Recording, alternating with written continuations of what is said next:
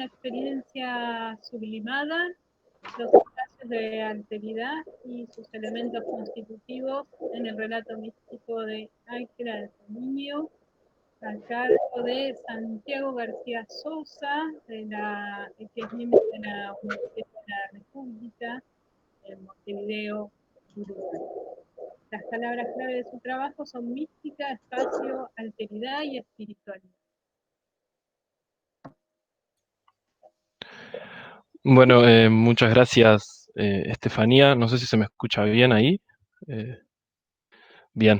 Voy a presentar antes que nada una presentación.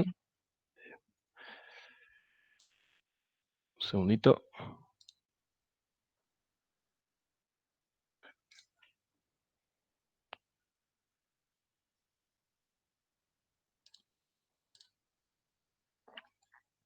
Ahora les pongo la presentación.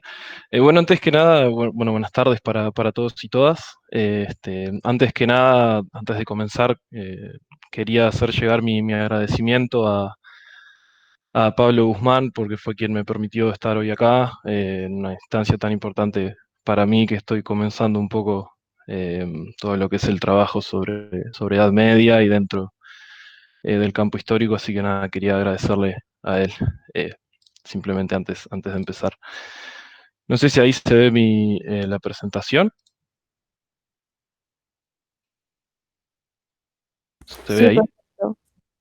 Perfecto. Bueno, como ven, la presente exposición se llama Una experiencia sublimada de los espacios de alteridad y sus elementos constitutivos en el relato místico de Ángela de Foligno. Antes de empezar propiamente con el análisis, quería dejar claro que este es un avance primario sobre el problema que voy a trabajar para mi tesis de grado, para obtener el título de licenciado en Historia por la Facultad de Humanidades y Ciencias de la Educación por la Universidad de la República. Digo esto, nada, para que se sepa un poco el marco de este trabajo. Y en esta instancia pretendo estudiar la configuración de lo que comprendo como espacio espiritual en el libro de la experiencia de Ángela de Foligno, un poco en clave de alteridad y en diálogo con el ambiente que el texto genera, y con especial interés en observar el cuerpo, cómo se entiende el cuerpo en el texto, y obviamente con algunas herramientas de género, no van a ser muchas, pero que están presentes en esta presentación. Voy a intentar delimitar este espacio espiritual, que el cual lo entiendo como una conjunción de su entorno exterior y su experiencia más interior, o de contemplación espiritual interior. Y para el primero voy a analizar lo que expresa en el relato sobre su familia, más que nada su esposo, su madre. Voy a poner algún texto para verlo bien. Y también sobre su confesor o traductor, el fraile A o el fraile Arnaldo, según la edición o la traducción. No hay mucho consenso acerca de eso, pero es quien más o menos escuchaba lo que Ángela decía y lo pasaba por escrito.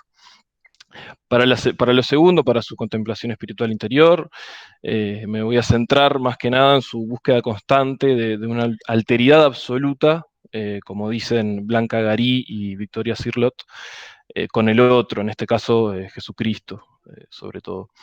Todo esto para esbozar un poco una idea de que Ángela de Foligno, con este discurso, con este relato, intenta como construir su propia subjetividad, tirada para el lado de su afirmación más como sujeto dentro de esta sociedad medieval. Y para esto va a ser fundamental la herramienta del análisis del discurso. El análisis del discurso va a ser como un esqueleto que pretendo usar tanto en esta instancia como para mi tesis, y nada cambia. Y para esto, el autor clave por ahora y para esta instancia también viene siendo Michel de Certeau, un historiador francés que tiene un estudio muy importante sobre místicas, tal vez lo conozcan, la fábula mística. Y bueno, lo voy a usar un poco para esto, como esqueleto de esta presentación y en un futuro de tesis. Todo para dilucidar cómo fue posible que Ángela de Foligno, en su contexto histórico, en su vida, tuviera la oportunidad de tomar la palabra y crear un discurso propio, un discurso que ella pudiera dar. Esta es la idea por la cual, o pregunta que mueve mi investigación, que mueve mi tesis. Y hoy en esta exposición voy a tomar algunos aspectos, estos aspectos que les dije cuando definí espacio espiritual como entorno exterior e interior, que obviamente es una selección arbitraria, que fueron algunos aspectos que me parecieron interesantes, también para no irme de tiempo, y bueno, para mostrarles un poco la idea. Bueno, ¿por qué Ángela de Foligno y su libro de la experiencia? Bueno, Ángela de Foligno pertenece a lo que hoy se reconoce como movimiento religioso femenino. Esto es un grupo de mujeres que durante la Edad Media europea occidental dedicaron gran parte de sus vidas a la construcción y desarrollo de una espiritualidad prácticamente inédita hasta el momento, cosa que en un primer momento, y según el caso, la Iglesia y su aparato más teológico no vio con buenos ojos en un principio. Se puede tomar el ejemplo de otra mística de esa época, Margarita Porete, que fue, bueno, condenada por la Inquisición en la hoguera en París, que también fue una mística. Ángela vivió entre el 1248 y 1309. Y en estos siglos, en el siglo XIII y XIV, se tiende a reconocer que este movimiento religioso femenino, como bien explica un académico estadounidense, Bernard McSheen, se concretó y hasta floreció durante este tiempo. Como ya les dije, la trayectoria vital de Ángela transcurre durante estos años clave, en estos años de florecimiento y de consolidación de este misticismo cristiano medieval. Y además de eso, su vida transcurre durante siglos que son considerados como muy importantes, después del año 1000 en adelante, la plena Edad Media, y además, especialmente por ser un periodo en el cual las mujeres toman la palabra y buscan hacerse oír.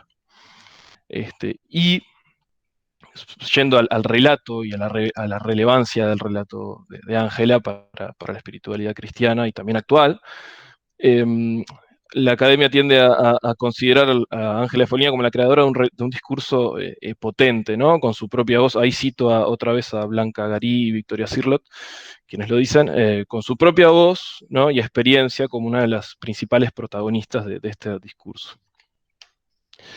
Igual sabemos poco de su vida, hay algunas especulaciones con poco respaldo documental, pero lo que sí se sabe más o menos es que dice haber recibido la llamada de Dios a los 37 años de edad, algo común dentro de las místicas, que decían esto de recibir la llamada de Dios a cierta edad, por lo general alrededor de los 30 y pico de años.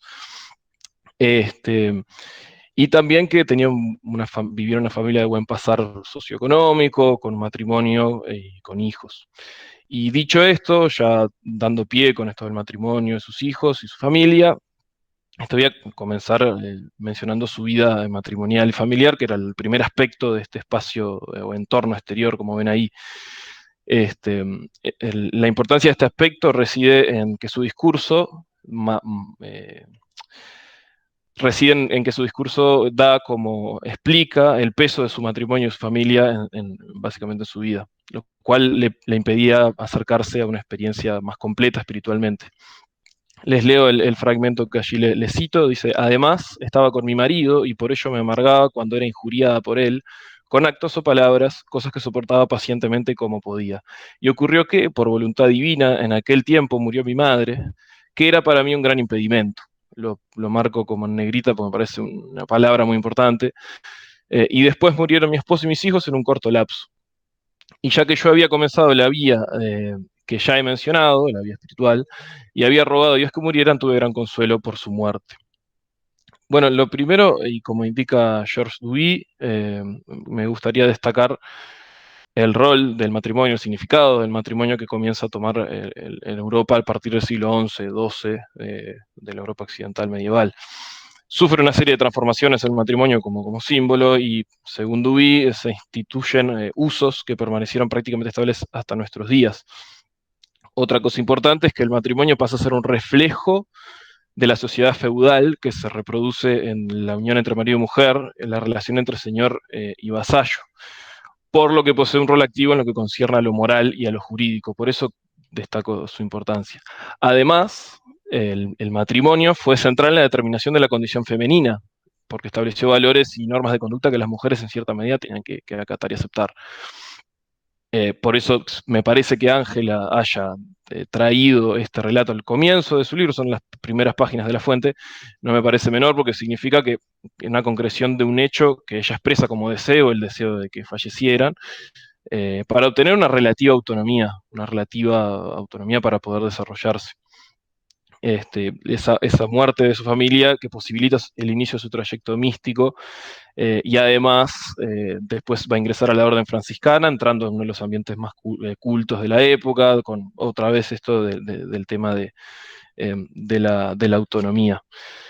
El segundo aspecto que quería resaltar es su relación con el fraile, con su confesor o traductor, como les dije, este traductor que menciona este fraile que dice que escuchaba a Ángela hablar en umbro y que él sabía poco umbro, entonces escuchaba lo que entendía y lo que entendía lo traducía medio en el momento al latín, entonces por eso uso y se usa el término de traductor, más que de confesor o traductor. Y este fragmento lo que muestra es cómo este fraile se percata o se encuentra el encuentro con Ángela en Asís. Les leo, dice: la causa o razón verdadera por la que comencé a escribir fue esta. La fiel de Cristo una vez vino a Asís, a la iglesia de San Francisco, en cuyo convento yo habitaba, y sentada en el portal de la iglesia gritó mucho. Por ello yo, que era su confesor, su pariente y su principal consejero, me avergoncé muy profundamente porque muchos monjes que rezaban allí y que nos conocían estaban viéndola gritar o vociferar. Tan grande fue mi soberbia y tan suprema mi vergüenza que ni me acerqué a ella y le dije que nunca más se le ocurriera venir a Asís, ya que este mal la poseía, y le dije a sus compañeros que nunca más la trajeran en peregrinación. Poco después fui de Asís al pueblo en el que ella y yo habíamos nacido, queriendo saber la causa de tales gritos. Bueno, lo primero a destacar, disculpen que se me escapó ahí, lo primero que me parece interesante es este grito de Ángela, ¿no? Que lo marqué como en negrita ahí en el fragmento, que según desertó, según sus estudios, transforma en cierta manera la palabra, la transforma en cuerpo, en el sentido de que la ausencia que Ángela va a manejar es la ausencia de un cuerpo que no está, en este caso que es Cristo, un cuerpo, una presencia que no está. Entonces lo que plantea Deserto es que el lenguaje o la palabra busca ser cuerpo con los demás para poder ir en búsqueda de ese cuerpo que no está. La palabra no sería un signo del pensamiento, sino más del cuerpo. Por eso la relevancia también del cuerpo. Lo segundo es que Ángela asume su voz, su propia voz como propia de ella, en público, o sea, está vociferando en público en una iglesia, en una plaza, digamos, pública, en ese momento que relata el fraile. Lo tercero es que existe algo oculto también en ese grito, y que llama la atención del fraile. Ese grito se puede presentar como un no lugar, un espacio transitorio, este concepto del antropólogo Marc Augé, que en realidad refiere que lo que busca el fraile no está en ese grito, sino que está oculto detrás de él, de ese grito. Y por cuarto lugar, ese no lugar sería un lugar transitorio, que no es sino un síntoma de la experiencia más interna y contemplativa que vive Ángela, que vivió Ángela. Y también Ángela se reserva ese espacio interior accesible no más que para ella misma, y el fraile aparece en escena descendiendo de su su posición de privilegio, diciendo: voy a buscar las causas de tales gritos, ¿no? Baja de su posición como de privilegio, como varón, como monje, como fraile, y Ángela asciende de su posición como digamos, de los márgenes de la sociedad a ser una protagonista dentro del discurso y del relato. Por eso cito a Deserto cuando plantea que la excluida hace posible toda una circulación discursiva. Eso me parecía interesante. Igual, de todas maneras, en este descenso y ascenso, entre ambas figuras, entre ambos personajes, en este caso, Ángela no va a ocupar el lugar simbólico del fraile, ¿no? Más allá de que él salga de sí mismo en acciones multiplicadas a lo largo del relato, no pierde su condición de superioridad, digamos, sobre ella. En cambio, Ángela se va como a sustraer, mientras que él, el fraile, va a seguir con su ministerio. Otra vez cito a Desertó con la idea de que ella permanece como en lo otro, ¿no? En lo infinito de una abyección sin lenguaje. Eso es básicamente en palabras de Desertó. Bueno, y lo último es, que también es muy importante, es destacar cómo el cuerpo sirve en una especie de frontera, ¿no? Entre el ambiente exterior y en el cual se encuentran el fraile, confesor, traductor, los clérigos, sus compañeros de peregrinación y compañeras de peregrinación, y el espacio interior contemplativo de Ángela, ese que se reserva Ángela para ella, que es un lugar inaccesible para cualquier alma que no contenga la gracia ni dones divinos. Dentro de esa frontera, la palabra y la voluntad divina atraviesan el discurso, permitiendo que ambos espacios puedan, aunque a veces vagamente, conectarse entre sí. Bueno, dicho de la parte del espacio exterior y pasando un poco a su reflexión más interior, contemplativa interior, lo primero que me gustaría destacar, que ya lo vengo diciendo, es la fuerte imagen corporal del discurso espiritual de Ángela, ¿no? Esto, otra vez, según Michel de Certeau, convierte al cuerpo como vehículo o transmisor visible de aquello que no se puede ver, es decir, lo inefable del mundo divino. Es el cuerpo el que hace ver o visibiliza lo que experimenta en sus visiones o sus experiencias espirituales. Por eso la impronta corporal, que también puede tener ciertos aspectos referidos a la concepción también de la sociedad medieval hacia el cuerpo femenino, ¿no? Siempre se cita esa frase que la cita Caroline Walker Bynum, otra académica historiadora estadounidense, que dice que la mujer es al hombre lo que la materia al espíritu, ¿no? O sea, la mujer entendida como la parte física, digamos, física de la naturaleza humana. Por eso la importancia de la impronta dentro del texto, que me parece como resaltable.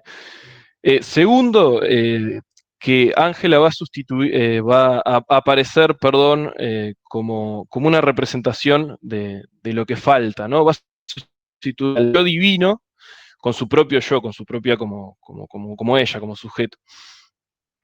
Y si esto se puede entender como una idea de alteridad, al igual que en otros casos, en otras místicas, ella pretendería, una primera interpretación, a través de su relación con la divinidad que establece con la divinidad, con ese otro, generar una manera de sentirse presente dentro de su comunidad, ¿no? De crear una autoridad, que a veces se puede hablar como de autoridad teológica, si se ve en los textos que se generan, tal que se empodere como sujeto y le permita dar su discurso, dar su relato. Pero bien, ¿y cómo se lograría explicar esta relación de alteridad en esta unión mística que se da en el discurso, en el relato de Ángela? Y es que, como el texto bien lo indica, Cristo aparece entendido como libro de vida. Hay una edición de los textos de Ángela, que es como un compendio de sus relatos, que se titula justamente El libro de la vida, porque justamente es un medio que Dios otorgó a los seres humanos para conocer su naturaleza verdadera, ¿no? O por lo menos aproximarse a ese conocimiento. Es la conocida y estudiada Imitatio Christi, ¿no? Que estando en unión con Cristo, Ángela, imitando sus virtudes principales, está siempre el tema de la pobreza, del sufrimiento, de la humillación, ella lograría o alcanzaría, vean la dificultad para qué palabra usar, autorreconocerse como de alguna manera su igual, ¿no? Se condensa en ese pasaje bastante conocido de la fuente que dice, tú eres yo y yo soy tú. Como se sintetiza esa idea, ¿no? De su igual. Por eso me parece que el cuerpo y su dimensión humana y divina está tan presente en la mística femenina medieval de este momento, porque fue la manera que estas mujeres encontraron como vía para expresarse. Yo para mi tesis voy a incluir no solo a Ángela de Foligno, sino a Margarita Porete, que es otro caso muy interesante. Pero bueno, es una manera de expresarse y de encontrarse como a sí mismas y afirmarse como sujeto en esta autoridad que les mencioné. Y cito una frase que me parece que condensa bien estas ideas también de Victoria Cirlot y Blanca Garí, que dice, en el cuerpo sufriente de Cristo, la mujer se contempló a sí misma, ¿no? Y bueno, y en ese sentido logró producir algunos discursos únicos en los que demostraron reconocer y reconocerse ante una sociedad que prácticamente los tenía en los márgenes, como en los márgenes de la sociedad, si no, me baso en la idea de Nilda Guglielmi con sus estudios. Y bueno, me parece en esta selección, en esta pequeña exposición de algunos aspectos importantes que me parecían como para resaltar en esta instancia, para mostrar un poco de qué va o cuáles son mis ideas principales que pretendo estudiar para mi futura tesis, que está en construcción, por supuesto, que está sujeta a cambios como toda investigación. Eh, y me parece que cada vez que, por lo poco que voy leyendo y por lo que los datos, información nueva que me voy informando, que me parece que la mística femenina, este tema en particular, es un proceso muy importante para la historia medieval, porque primero nos abre la posibilidad de conocer la situación de las mujeres como tales, algunas mujeres, no todas, por supuesto, eh, pero también me parece que puede ser un ejemplo, para también pensándolo, para una discusión que se está dando hoy en la historiografía, que es una discusión muy importante, a la cual Carlos Astarita, un historiador que supongo todos conocen de Argentina, tiene un artículo muy interesante que me abrió un poco pensar en este sentido, que puede ser un ejemplo para este tema de la recuperación del sujeto al análisis histórico, ¿no? Recuperar el sujeto, la persona, el individuo como tal en el análisis histórico. Me parece que puede ser un buen ejemplo, como, obviamente no para en la instancia como de tesis, pero sí como en un futuro pensarlo desde ese punto de vista. Son ideas que pensé. Y por último también puede ser, y me parece que es una llave para estudiar lo que Michel Perrot y Georges Duby en su tomo sobre historia de las mujeres, en este caso historia de las mujeres en la Edad Media, se preguntaban respecto de si podemos conocer las oportunidades que tenían las mujeres de escapar o siquiera reaccionar a lo que se denomina la condición femenina. Parece que es muy importante también tomar en cuenta escritoras místicas como ejemplos para poder llegar en algún momento a seguir discutiendo, a seguir preguntándonos, a seguir investigando justamente sobre esos espacios que tenían estas mujeres como para reaccionar en esto, ¿no? De la condición femenina. Bueno, ahí tienen la fuente, la bibliografía y, bueno, simplemente agradecer otra vez por la chance y quedo abierto a dudas y sobre todo críticas que me puedan ayudar a seguir rumbeándome también en este camino.